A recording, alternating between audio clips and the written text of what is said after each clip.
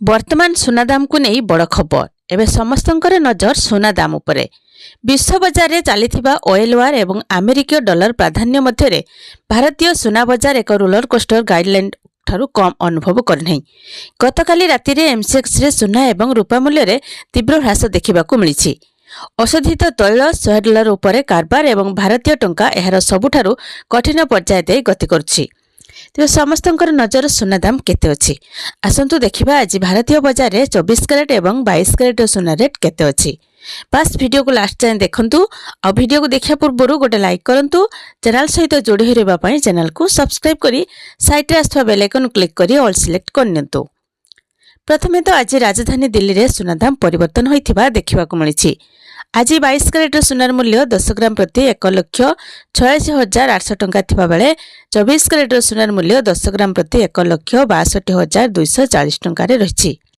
दक्षिण भारत प्रमुख सहर चेन्नई रे 22 कैरेट सुनार मूल्य 10 ग्राम प्रति 1,46,900 टंका एवं 24 कैरेट सुनार मूल्य प्रति 10 ग्राम प्रति 1,62,300 टंका अछि। से भली कोलकाता रे आज 22 कैरेट सुनार मूल्य 1,48,600 टंका एवं 24 कैरेट सुनार मूल्य 10 ग्राम प्रति 1,62,000 टंका अछि। बेंगलुरु रे मध्य सुना दाम रे परिवर्तन होइछि।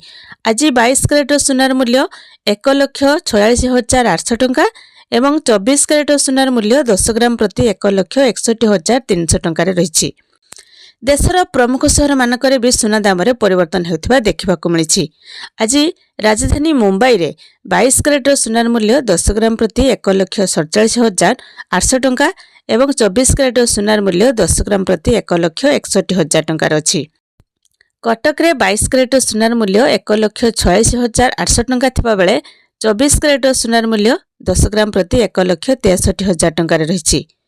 ओडिशा राजधानी भुवनेश्वर रे 22 कैरेट सुनार मूल्य 10 ग्राम प्रति 1,46,000 एवं 24 कैरेट सुनार मूल्य 1,61,000 टंका रहिछि।